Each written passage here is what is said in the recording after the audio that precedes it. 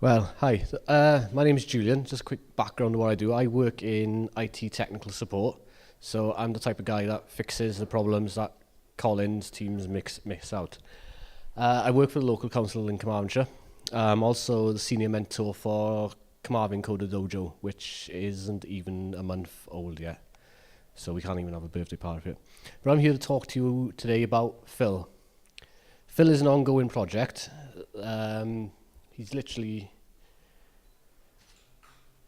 He's a Pi controlled robot, so he's had all his insides ripped out and he's got a Pi in there with a new board.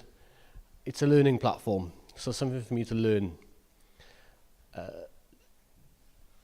New technologies, add in ultrasonics, cameras, there's going to be more sensors on him, there's going to be lots of other stuff. Why did I upgrade Phil? When we did the jam down in Swansea, he was very slow. In fact, I had to give him a kick to get him moving. Didn't like carpets. It was hard to upgrade. And when we tried to fire his rockets, he fired them all, and we couldn't reload it. We had to stop the program, reload him, and start the program again. So he's a bit like Ed 209. You'll see why this is Ed 209 now, because you see it now. So he needed an upgrade. The upgrade we gave him, we ripped out all his guts and we used a new board that I got from some friends at Fortronics.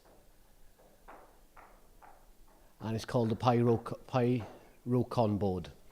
It is primarily designed for robotics, so it's got a load of inputs ready for you just to plug in ultrasonics, sensors, LEDs, the lot.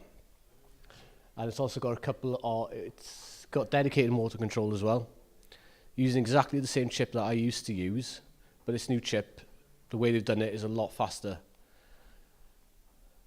As I said, dedicated pins for ultrasonics, the motor can run off the Pi or a separate power supply. It's got 8 pins that have got permanent signal, 5 volt and ground connected to them. And it's got extra boards for add-on boards as well, so you can add some IC boards to it as well. We've also got an ultrasonic sensor on him now, so giving him the ability to judge distance, which he can do at the moment.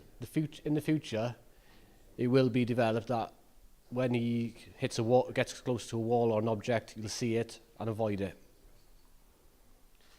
We've got a HD webcam for streaming, so we can actually see what's going on. We will look at changing that to the PiCam as well. Going by what Doug said today, I think using the graphics on the graphics board will be a lot better job for us. The old power supply was 3C batteries, which was the original power supply for the big track.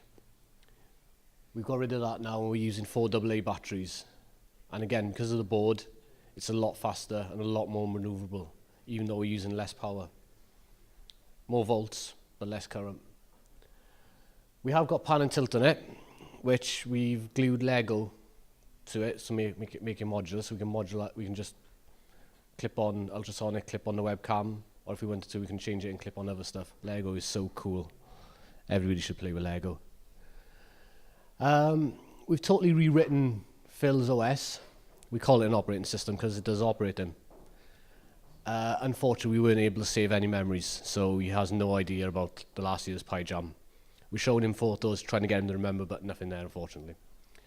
We're using a lot more functions in it this time, but we have kept the main control in a while loop. The reason we're using functions is that we can write one bit of code once, we can use it multiple times just by calling the function. Makes it a lot easier if we want them to do like a demo.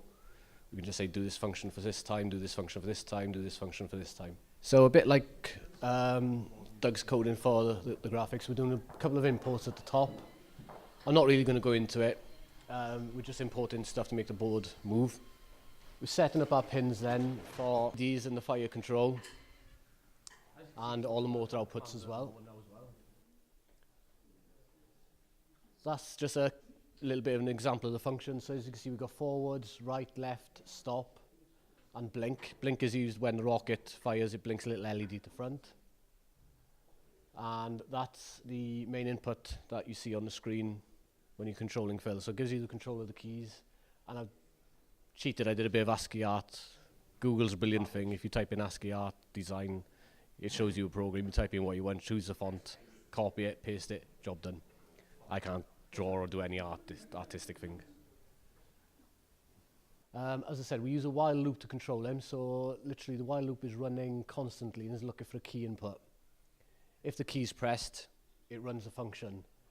The only one that's not, there's two that are not in a function at the moment, which are key C and key 0.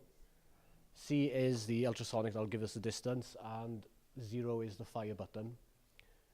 Don't ask me why we chose 0. I asked my daughter, 4-year-old daughter, what letter should we have for the fire, and she said 0. So they're part of the development team, so I had to go with it. So we upgraded Phil.